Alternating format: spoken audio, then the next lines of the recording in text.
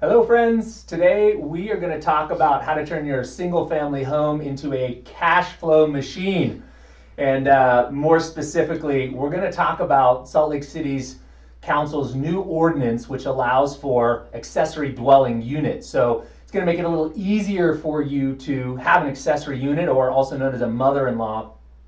Now, I think you'll get a lot of value out of this conversation if either of these things appeal to you. So first of all, when you think about an accessory unit, the first use that comes to mind is the rental income from that unit. So that can help offset the costs of your mortgage. So whether you already live in a house or whether you're thinking about buying a house, we actually have a case study we're going to talk about where the extra rental income could get somebody into the price range where they really wanted to.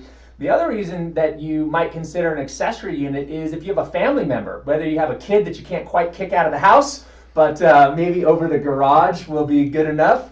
That's a great reason for an accessory unit. And lastly, we've got a lot of clients that are downsizing. So the whole idea of, well, maybe you should build a really nice accessory unit. You can move into the accessory unit and then you could rent out the main house. That essentially has the cash flow from the main house covering your living expenses in the accessory unit. And now you can use that as a launch pad for your vacations and retirement. You got it. So if you don't know who we are, and actually let me take a step before we jump into that. We're going to be monitoring your comments and trying to answer those. So hit us up with some emojis. Let us know if you like what we're saying. And if you have questions for us, we're going to be looking at those throughout the conversation and trying our best to answer those for you. So hit us up with your comments. And if you're watching this on a recording, don't hesitate to leave a message there or shoot us an email. We'll do our best to respond to you. So who are we and why should you care? I'm Josh Metal, been a mortgage lender for 17 years, and maybe more important to this conversation, I've been a real estate investor for over 20 years. So I own a number of small apartment buildings and rental homes throughout the Salt Lake Valley. I'm a fourth generation real estate investor, so many generations back. I actually grew up on an apartment building picking weeds when I was 12 years old and have been around investing in real estate for a very long time. And I'm joined by my good friend and broker here, Jake Breen. And tell folks who you are, Jake. Hey guys, Jake Breen, Berkshire Hathaway, Utah Properties. I'm a managing broker. I've managed 2 luxury brands. I too, like Josh, have been a ground-up investor. Started 15 years ago and done everything from sweeping the walks to owning multi-unit properties, single-family homes. I've done my own vacation properties. In fact, there's a couple zip codes where I established the very first property for zip codes on Airbnb and VRBO, and I've managed them myself from start to finish. So we think we've got a wealth of knowledge for you today, and we're happy to help you out.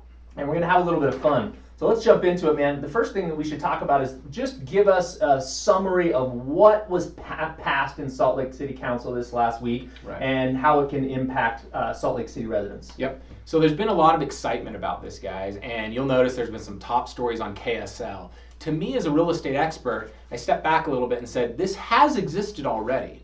You could have a mother-in-law apartment or what's called an ADU, accessory dwelling unit, in your backyard. But to get one approved legally was an absolute nightmare. In fact, there's been a moratorium on only 25 available units per year in Salt Lake until this new amendment happened. So what does the new amendment means? It means there's no moratorium. There's unlimited amounts of ADUs that can be applied for. You still have to go through the process, but now you can put one on your property if you're a Salt Lake City resident. Now, this is not county. Where does Salt Lake City go? We've got a map. We'll post it in the comments. But for those of you that don't know, you're really talking I-80 and north, little bit of Sugar House where it crosses I-80, up Immigration Canyon, and west to Magna. That's where this is approved for. Right. And the biggest opposition to this was the aesthetics, right? What is this going to do to the aesthetics of Salt Lake City? And so let's talk about a little bit about what it does to the aesthetics, and also what would an accessory dwelling unit do for the value of somebody's home if they decide to put one on. Right.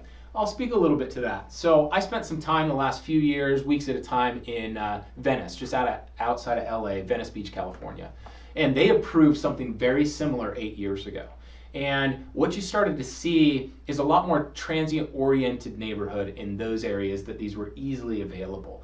And so you get people converting garages or adding second stories. And you see alleyways, for example, in Sugar House of Salt Lake right now, there's a lot of alleyways that just access garages, and the streets are virtually overgrown trees with potholes all over them. Yep. And you'll actually start to see those get cleaned up, in my opinion. Why? People are going to access them a lot more for livable properties. People are going to be living in them full time. And they'll want them to be appealing. Yep, they'll want to be appealing. So you're going to see a lot of cleanup happen, a lot of construction. The intent of Salt Lake City in approving is, a large reason is affordable housing. Right. We're in need of that, and if there's more options and more affordable options, you'll see people move in those areas. Valuation. So what do these units do if it's legal and conforming? How is it going to impact valuation? Values go up. That's the bottom line. We could dive into details, and we got a lot to cover here, so I won't necessarily dive into my projections on what might happen. But if you are a Salt Lake City resident, especially if you're in some of those prime walkable areas, your value just went up if you want to add an ADU. Cool. Very good. That's good news.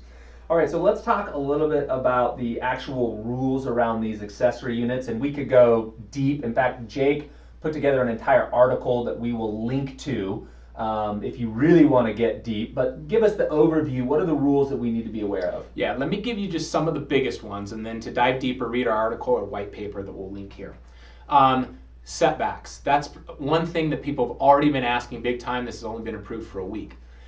When you're looking at your current home, you want to know how big of an ADU you can build, and you want to know where you can put it on the property if you're doing a standalone unit. The setbacks are, just remember, 4 feet. It's 4 feet from the back of your property line, it's 4 feet from the sides, okay? The one other setback you have to be worried about that is it doesn't exist when you're building a property is you have to be 10 feet behind your existing residence. Oh, interesting. Okay. So just 4 from the sides and back, and then 10 feet from the existing residence. Here's the other big thing you got to remember when you may be running projections or getting excited about what you could rent a basement for, or maybe adding a second story to your property. You can only go 50% the size of the current footage of your home with a maximum cap of 650 square feet. These are small, guys. Yeah. Okay. And the unit, we won't get into who and how it can be rented to quite yet, but it can only be rented to a person or a maximum of what's defined as a family in Salt Lake City code. So you can't do a bunch of them, and you can't rent them out to multiple people, and we'll talk about if you can rent it nightly or not in a bit. Yeah, good. All good information. Okay, so let's go a little deeper there. We've got 650 square feet. Let's give people kind of an idea of what that means. So you could have a basement unit, right? If you have an unfinished basement, you could have that converted, a separate entry, and now since that falls in your basement, would that have to be within 650 feet? Do you know? Yes. So you're going to have to get a special permit to rent the ADU legally. And you're going to have to go through the Good Landlord program that Salt Lake already has established. Even if you're just converting a basement, they're going to still come in and inspect that. So everything is capped at 650 square feet, whether you convert a basement, you add a second story, you put something on top of your garage, or you order up or build a detached unit. So you're maxed at those footage. But I invite you to kind of Google around on what 650 square feet can offer these days. For those of you that spend time in hotels, your average hotel room is probably between 280 and 350 feet.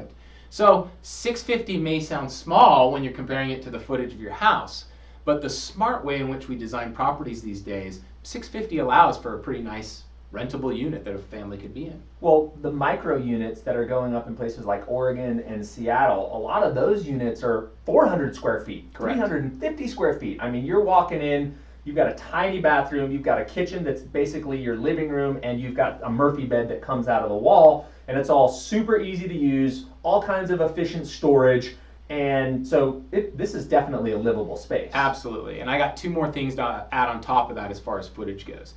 A lot of people will convert garages. This is what's happened in Venice, okay? Yeah. Your standard 2-car garage for just kind of a tract home is often 20 by 22. It's 420 square feet, between 420 and 450 square feet. So that's more than that, and you can fit a nice unit in that. Furthermore, footage is defined by floor space, guys. So you actually can go up, and a lot of people are designing cool little units that have like loft ladders where you have a sleeping bedroom, because depending on how your roof structure is, you can go as high as 20 or 24 feet, depending on the type of roof structure you have on your existing residence.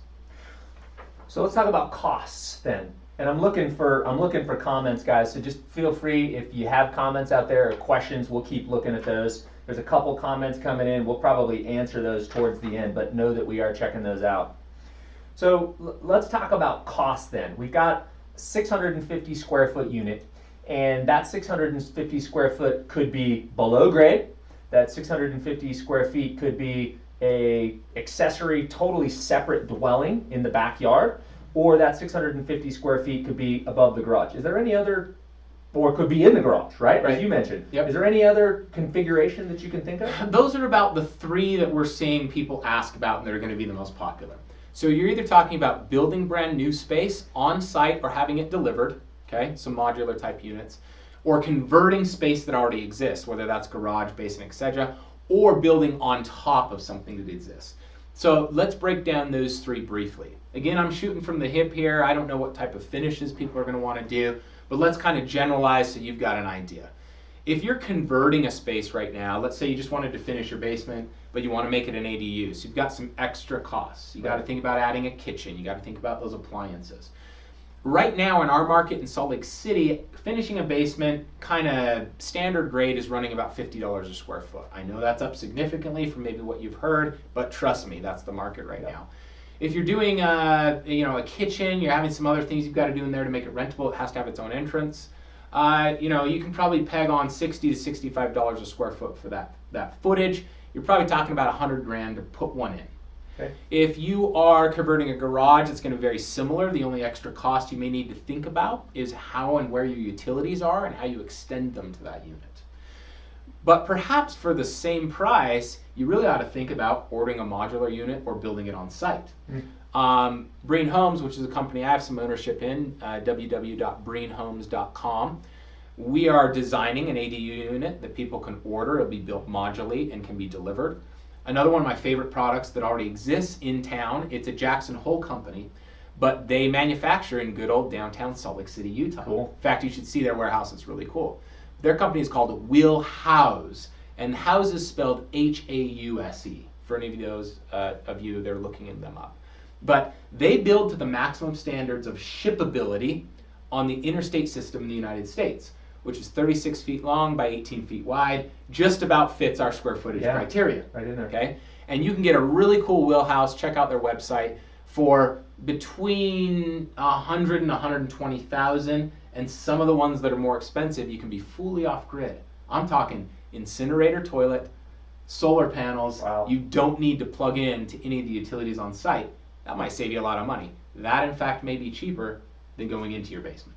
And you think Salt Lake City would be okay with that? Are you going to need some sort of a footings and foundation, or what are you going to need for those? This is perhaps the biggest question that's going on right now, because if you order a prefab unit and have it delivered, for example, from Wheelhouse, it comes on wheels, and the finance or banking world sees that as a car or a trailer. Sure. It's not affixed to the property. Right. Okay.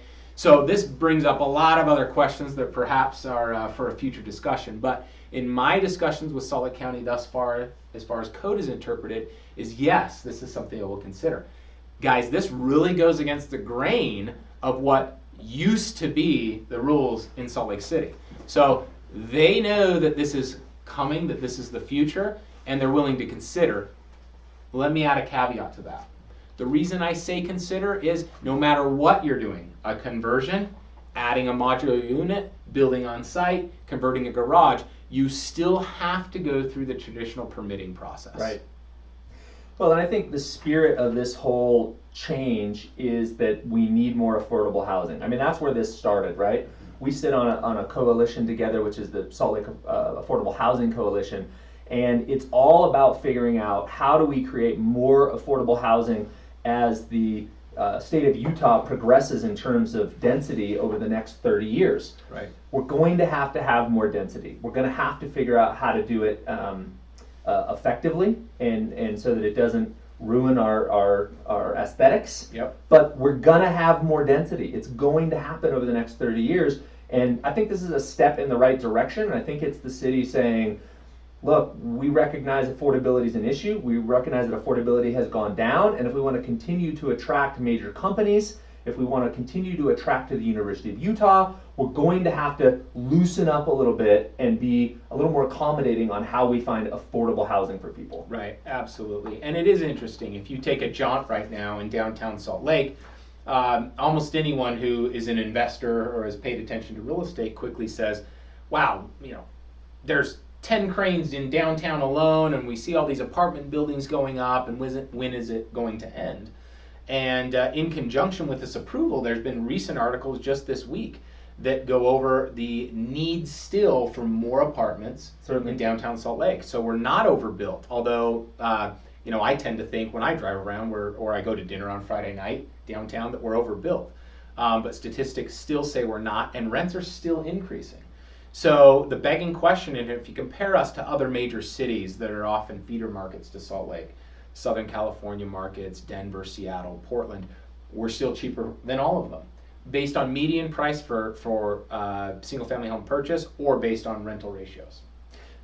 But that's why people are coming here, right? That's one of the main reasons why we're getting major corporations to come in and bring 10,000 employees at a time into our areas, because you have affordable housing, we have great education, and we can't lose that. That's a commodity for us that we've got to be able to continue to market. Yep, and this is a step in the right direction of doing that, giving this approval. And there, I have done a lot of permitting processes in Salt Lake, and if you go to the builder community right now, they will express extreme frustration in going through that process. So I'm not going to sugarcoat that. But I want to give a feather in the cap of Salt Lake City for working on this and getting it approved. Not just for doing so, but they've done a few smart things, Josh. In fact, some may say, yes, we need affordable housing, but often what they say, and we've heard this on the GAP Coalition that we're members of, not in my backyard. So we all want it, we know the city needs it, right? But if the new apartment complex is in your backyard, no go. Yeah, you don't want it. So some thoughts gone into this. One example I could give you is they thought a lot about parking and how this would affect. So the new rule states for an ADU that you have to have a 20-foot wide by 8 foot wide by 20 foot deep minimum sized driveway for that calculation, and off-street parking, unless your home currently sits on a street that has approved parking on the street without a permit, okay, in Salt Lake, which is about half the time, or you're within a quarter mile of any public transit station. Mm-hmm. So if you're home, if you're listening to us now and you happen to lie within that, you can even do an ADU and you get to bypass the parking requirement. Because you're close to the public transit. Yep. Got it. That was one of the questions that came in. And we're going to get to these, but that's great. We're already in line with what people are asking. All right, so let's talk a little bit about the restrictions on renting one of these accessory units.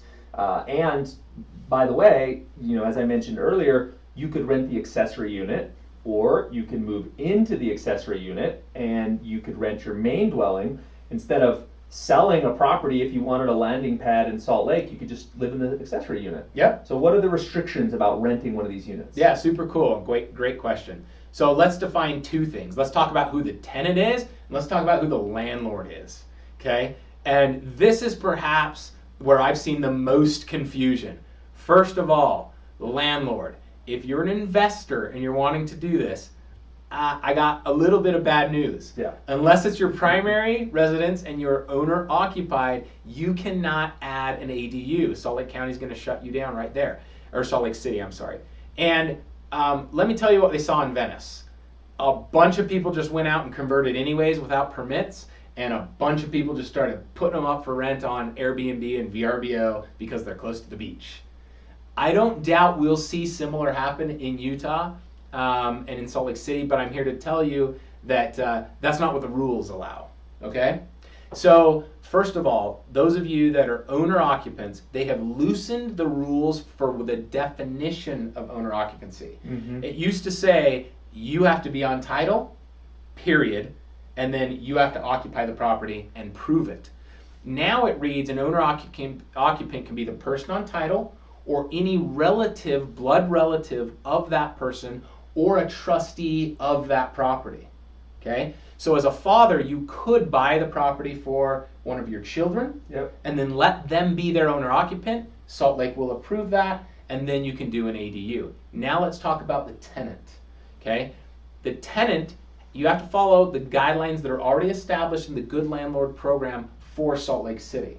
Okay? So no, sorry, we didn't just approve a giant hotel bedroom transient community in Salt Lake City. Currently, the ADUs are not approved for nighttime occupancy. Okay? To do that, you have to have a special permit. For Salt Lake City right now, that's only hotel zoning, which is, if it's in a single family residence, is 3-night minimum. I'm not even going to go into the details. It's extremely hard to get. You're not going to get one. Let's talk reality. A lot of people are doing that. Mm-hmm. You can hop on Airbnb and VRBO right now and find a lot of units that are downtown that are available for rent. People are violating zoning conditions. All right, so the elephant in the room. What does that mean if you're violating zoning conditions? We're not condoning either type of behavior. We're just helping explain to you legally what you can and can't do. If you violate zoning conditions, and let's say a neighbor complains, and Salt Lake comes and checks on you, they do have the legal right to put what's called a certificate of non-compliance on your property. This attaches to your title, and when that happens, anytime a title report is pulled for your property, you got a problem. You got a problem. And what's it going to prohibit you from doing?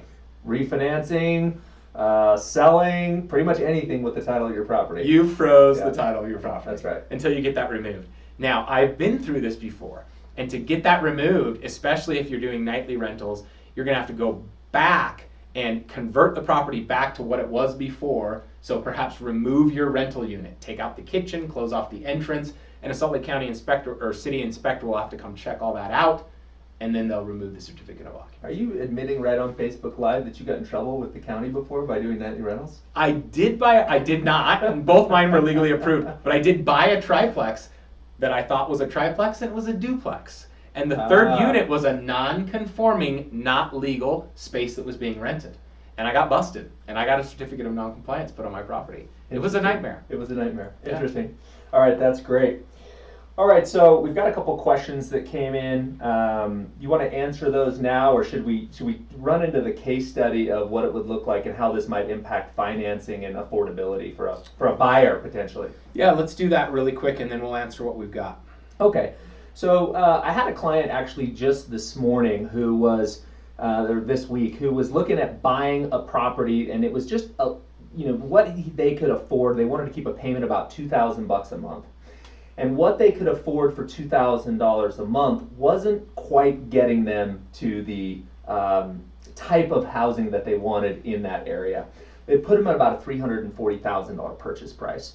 So we came up with the idea, especially with this coming out with accessory units, said, well, what if we had you purchase a house and then we build an accessory dwelling next to the house, on the garage, in the basement, however you do it. And let's say, based on your numbers, that costs about $100,000. Yep. Okay. So now that person's up to about $440,000. Which is a realistic number, by the way, guys. $100,000 is just a healthy number to remember that you could either order a prefab unit, build one in back, or convert a basement or garage. Yeah, good. I appreciate your help on that. And so that gave them, what we figured out is if they could rent that for about $1,000 a month from that accessory unit, that gave them about $160,000 in additional buying power. So check this out. They buy a $340,000 property. They put $160,000 into this renovation or rebuild. $100,000 goes to the accessory unit.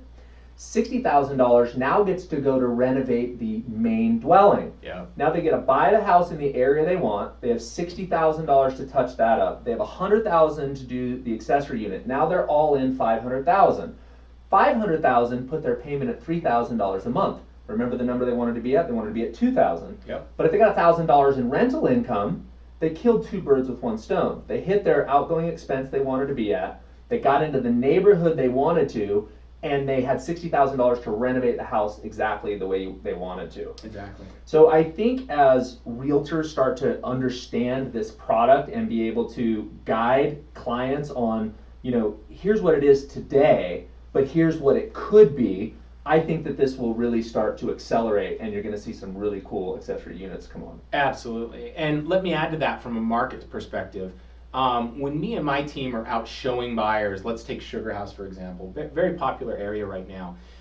Especially people out of state, they read that median price is mid 300s, right, in Salt Lake City. And then they get here and that doesn't buy much, especially for the cool hipster walkable area they want to be in. Right. Okay. So as Josh just explained, not only could you renovate the property and have rental income and all that jazz, increasing that purchasing power, I'm telling you, going from 350 to 410 takes you from west of 7th East to east of 7th East. Right. And if you know what I'm talking about, that really kind of defines the neighborhood you're in. Right. Okay. So it gives you a lot more options, and I'm telling you, in those neighborhoods, $100,000 makes a big difference. Big difference. So let's talk about if somebody wanted to do that. Let's talk about how they might finance that. So one of the things that we are proud of and we love doing at Fairway is the existing home construction loan. People call it also a renovation loan, but we actually have 4 different loans that will allow you to take a home all the way down to the foundation and rebuild if you needed to. And these loan products will allow you to finance up to $600,000 with as little as 3% down in Salt Lake County. For jumbo, you can go above that with more down payments, but will allow you to buy any home in the neighborhood that you want and then remodel it and rebuild it the way you want so it exactly fits your specifications, including, obviously, adding on an accessory dwelling unit. So in the case of this young family that was hitting their kind of ceiling in terms of pricing, you can go in, buy the house you want, remodel it the way you want, add an accessory dwelling, and use the rental income to help offset. Yep, killer. And I think you'll start seeing a lot of tear downs too. For example, Breen Homes, we do a lot of new builds, remodels, spec homes. We've got 2 going on in Harvard Yale right now. Had we known that this would have gotten approved, currently the project I'm doing right off of Foothill, I would have added an ADU to it. Yeah. You know, really cool house, really cool option. It has a great spot for it. Let me answer a few of these questions just because we don't have too much film time left. And let me add one other thing that hasn't been asked, but I know will come up. A lot of this has to do with zoning. Now we're talking Salt Lake City, but there's a lot of different zoning pockets of Salt Lake City. If you are in a zone, either the Foothill residential district or R1, which is just residential single family, you still have to go through not only the permit process, but you still have to get a special use conditional permit. Okay, that requires going through planning commission. That's a whole nother layer of bureaucracy where it goes to vote, and your neighbors have opportunity to show up in opposition of giving you your permit. Okay, if you're not either of those 2 zones, you can just go through the building department of Salt Lake City. That's another major change.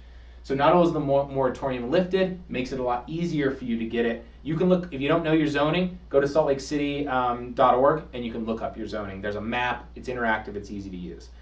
Pete Smith, I see your question got answered about how many people can reside in one ADU. You can only do 1 per lot, and it can only be 1 family per definition of Salt Lake City's definition of family. Another one here. Has Salt Lake recommended much on ADA stuff, Airbnb, using a camper, etc.? Trailers will not be allowed. If it's mobile, it's not allowed. So when I talked modular, there's going to have to be a way in which it's affixed to the property for them to issue a permit. And you got a lot of construction guys trying to figure that out right now, including my brother. So we'll have answers to that coming soon, and we'll add that to our white paper when we do so. There was another question in here about United States Postal Service, and you're obviously not going to have another address because it's not a separate unit. But I have seen sometimes somebody will add an address and an A at the end, or something, or a half. Yep. So the plan is right now to do the half address. Salt Lake City's already discussed this, and they're going to say, okay, if it's 123 Main Street, it's going to be 123 Main half. Great, easy solution. That's easier than running mail back to your tenant back there. Yep. I think we did it, Jake. Anything else that you think we missed or we want to add on? I do see that my little brother Chris is watching, and he just posted a direct link to the zoning map.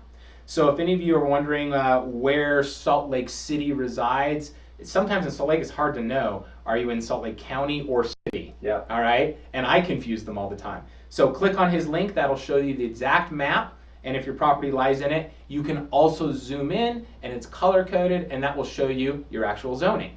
The only ones you don't want to have, if you're wondering how easy this process will be for you, is Foothill Residential Overlay or R1 Single Family. If you're either of those two, you can still do it, but you're going to have to go through the entire planning commission process. It's difficult, but can be done. Maybe just sell that house and buy another one in the right area. Yeah, might be that's easier. probably my best guess. All right, guys, thanks so much for tuning in. And again, feel free to email us if you have any additional questions about the ADU units. I threw in the jargon, sorry, I went to ADU. Or if the accessory dwelling unit, as the rules pertain to it, or if you want to know more about the existing home construction loans, we'd absolutely love to hear from you. Thanks for tuning in today. Thanks, guys.